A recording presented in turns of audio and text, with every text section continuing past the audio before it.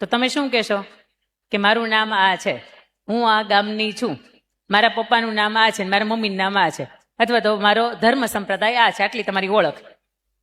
પણ સરસ મજાની તમારી ઓળખ મારે તમને આપવી છે. કોઈ દીકરીને તમે પૂછો કે તમારી ઓળખ આપો તો એ શું કહે ખબર છે? મને ભક્તિ કહો કે શક્તિ, હું બંને રૂપે ધારદાર છું.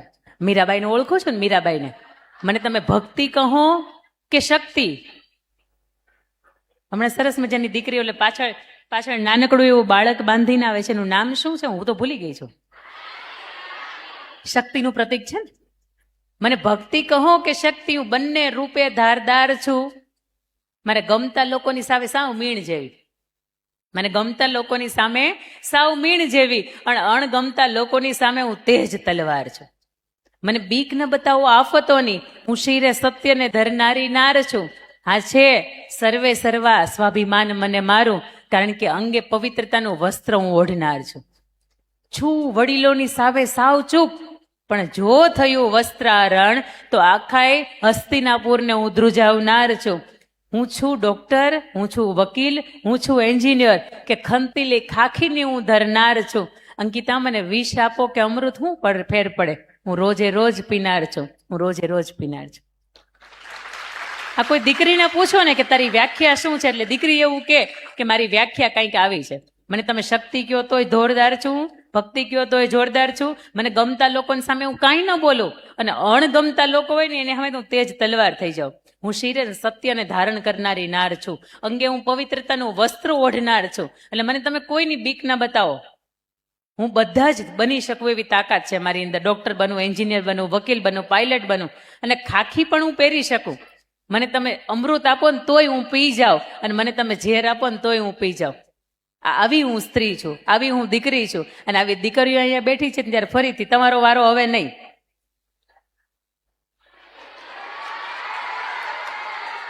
તમે ડાયા છો, તમે મારા વાલા છો ને તમે સમજુ છો ને એટલા માટે. બધી દીકરીઓને ક્યારેય નથી કરતી. આજ સુધીમાં અમે કેટલા સેશન કર્યા છે, પણ એકેય સેશનની અંદર દીકરીઓ બેઠી હોય ને મેં આટલા બધા આવી રીતે ઓવાળા નથી લીધા. ઈશ્વર તમારું અનંત ગણું સારું કરે. એ ફોર, હા હવે અહીંયા પૂછો છે એ ફોર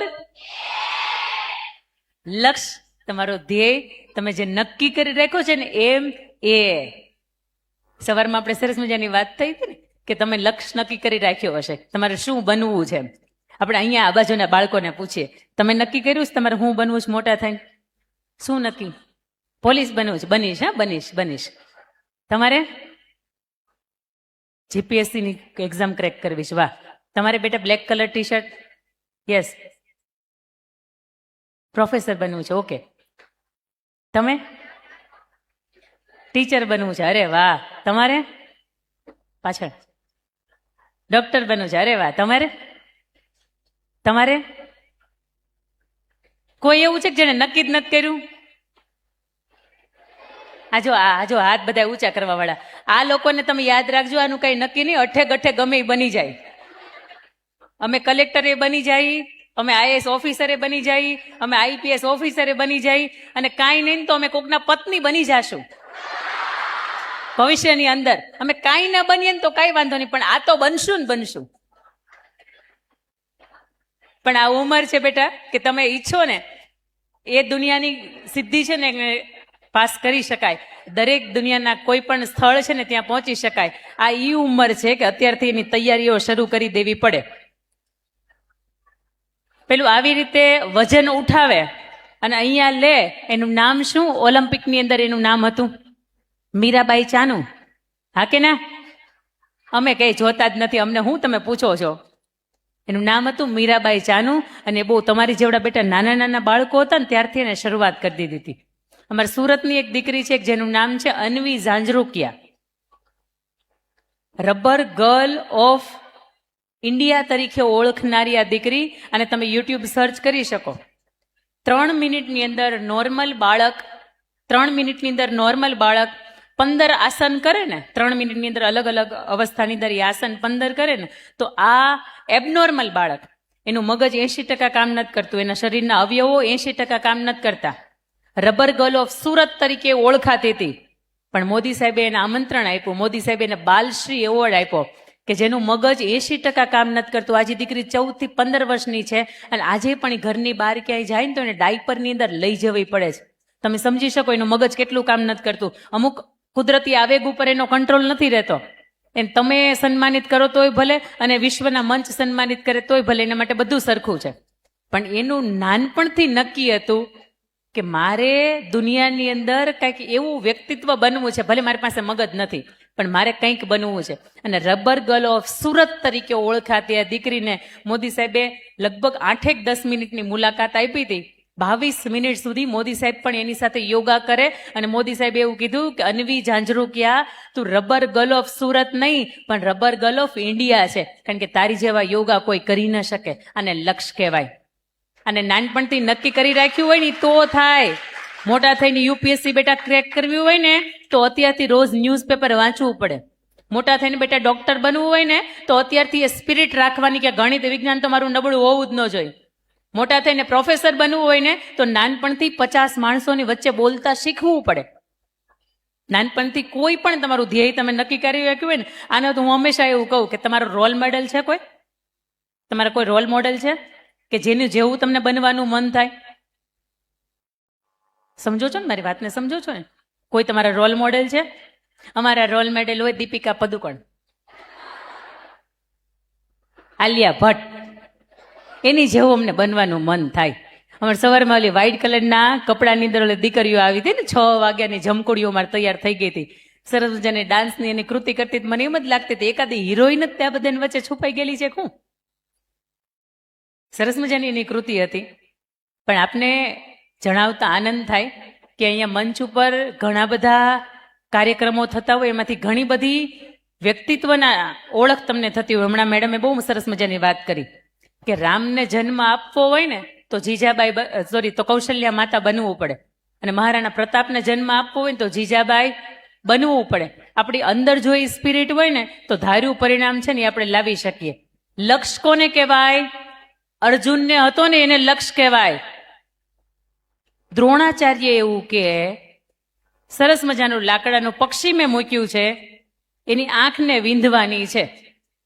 ભીમને પૂછે શું દેખાય? એ ભાઈ ભીમ તને શું દેખાય? એ શું કે કેરીયું દેખાય, કેરી. આંબાનું ઝાડ હતું, મને કેરી દેખાય છે. જેનું જેવું લક્ષ્ય એને એવું દેખાય. એને ખાવાનું લક્ષ્ય તો એને ખાવાનું દેખાય. દુર્યોધનને પૂછવામાં આવે તને ભાઈ તને શું દેખાય? દુર્યોધન શું કે મને પક્ષી દેખાય, પક્ષી. અર્જુનને પૂછવામાં આવે કે અર્જુન તને શું દેખાય? હું બોલે પક્ષીની આંખ દેખાય. લગાવ તીર, અને તીર લગાવે ને આંખ વિંધાય. આસપાસની અંદર જે હોય તમને શું દેખાય એ બહુ મહત્વની વાત છે. અત્યારથી નાનપણથી ધ્યેય નક્કી ન કર્યું હોય ને, તમારું લક્ષ્ય ન નક્કી કર્યું હોય ને તો બેટા આજનો એ દિવસ છે કે આજથી લક્ષ્ય નક્કી કરી નાખજો. અહીંથી અમદાવાદ જવું હોય તો ગમે એ બસમાં બેસાય કે અમદાવાદની જ બસમાં બેસાય. તો ધ્યેય નક્કી કર્યું હોય ને તો તમને ખબર છે કે મારે આ જ કરવાનું છે. બાકી તમારે અમદાવાદ આવ્યું હોય આમ અને તમે બસમાં વયા જાઓ 50 કિલોમીટર આમ તો વધારે લાંબો એ રૂટ થઈ જાય. એ ફોર એમ. આજથી તમારું ધ્યેય નક્કી કરજો.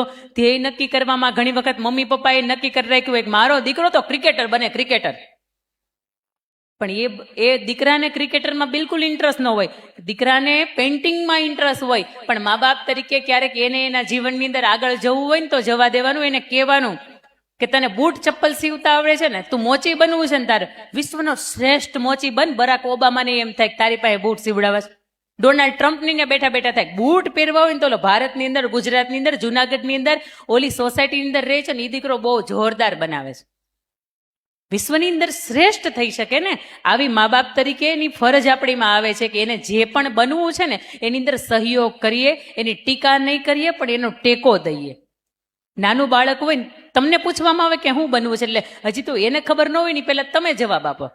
જ્યારે એના વિશ્વને ઓળખવા દો, વિશ્વને જાણવા દો ને ત્યારે એ નક્કી કરશે કે એને હું બનવાનું છે. અને એણે નક્કી કર્યું છે ને એની અંદર આપણો મા બાપ તરીકે ટેકો આપવાનું છે, એની ટીકા કરવાની નથી. બીજી વાત કે એનો છોકરાને પણ એટલા જ ટકા આવે છે, તારે એટલા જ ટકા આવે તો એના છોકરાને આગળ જઈને ડોક્ટર બનવું છે તો તારે કેમ સાયન્સ નથી લેવું?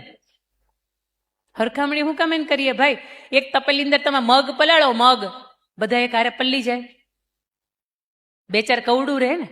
એ વાતની સાબિતી કરે છે કે 2-4 બાળકો તમારા મારા 60ની વચ્ચે એવા હોય કે એને શીખતા થોડીક વાર લાગે. ઢોકળાનું ખીરું તમને ખબર જ હોય કે 8 કલાકની અંદર હાથો આવી જ જાય, તેમ છતાંય ક્યારેક એવું બને હાજે ઢોકળાનું ખીરું તમે બધો મસાલો તૈયાર કરી નાખો ને તો ખીર હાથા નથી આવતા. અમુક વાર લાગે, અમુક સમય લાગે ને બાળકને. ABCD નો એ શીખવે છે કે એમ નક્કી કરો.